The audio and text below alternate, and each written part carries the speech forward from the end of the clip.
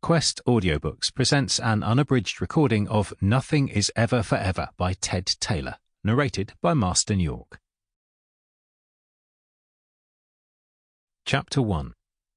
Monday, September the 3rd, 2012. The Olympics were fading from the headlines.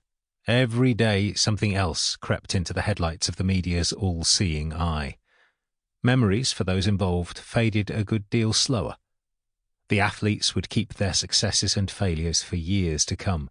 Spectators at the packed stadiums could always say, "I was there." Those caught up in the bombings in the capital, and those who saw the would-be bomber executed at Weymouth, bore the scars and the memories forever.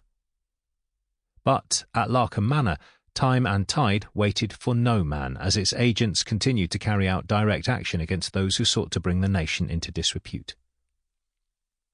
Phoenix had been in the thick of the action in London. Kelly Dexter and Hayden Vincent were in Weymouth. Others had been positioned around the country, ready to strike where required. But throughout August, Rusty had been stuck at Larkham, waiting to join in the fun. On the first Monday of the new month, that time arrived. Erebus invited Rusty to join him in the orangery alone.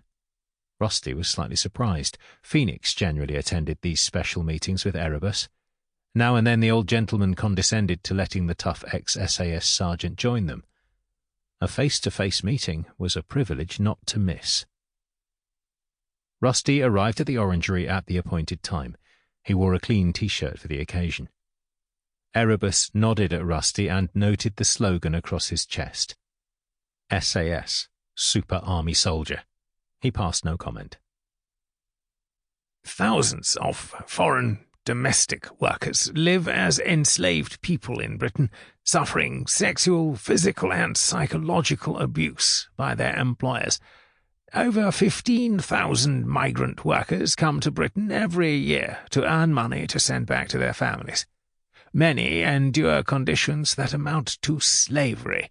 They can suffer physical and psychological abuse.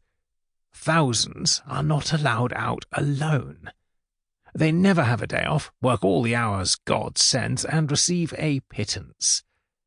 Foreign diplomats are among the worst offenders. Unlike those brought in on a domestic worker visas, their workers cannot change their employer and face being homeless or deported if they run away. To prosecute diplomats for treating their workers as enslaved people is extremely difficult. One young girl was trafficked from Nigeria to London. Sample complete. Ready to continue?